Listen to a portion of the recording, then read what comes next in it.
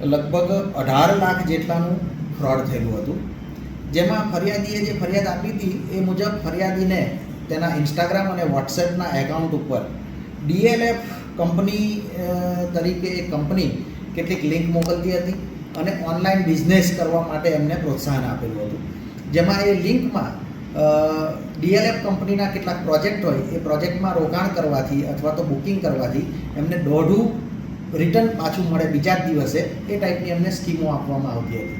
ફરિયાદીએ થોડા કરીને પ્રથમ 10,000 જમા કરાવ્યા, એની સામે એને 15,000 રૂપિયા મળ્યા.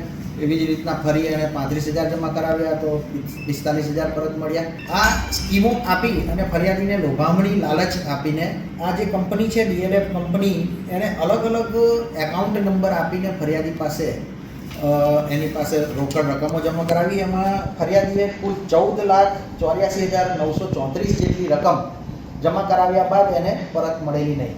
આ આરોપીઓ અલગ અલગ એકાઉન્ટમાં, જે એકાઉન્ટ તે લોકો ભાડે રાખતા હોય છે અને અલગ અલગ એકાઉન્ટમાં રકમ જમા કરાવતા હોય છે. તેમની પાસેથી 8 મોબાઈલ ફોન કબજે કરવામાં આવેલા છે. જુદી જુદી બેંકના ક્રેડિટ કાર્ડ 47 જેટલા ક્રેડિટ કાર્ડ એમની પાસેથી મળી આવ્યા છે, એ પણ કબજે કરવામાં આવેલા છે. હાલમાં આ ગુનાની તપાસ મહેરબાન રેન્જ IGP પ્રેમવીર સિંહ સાહેબના માર્ગદર્શન હેઠળ સાયબર ક્રાઇમની ટીમ કરી રહી છે.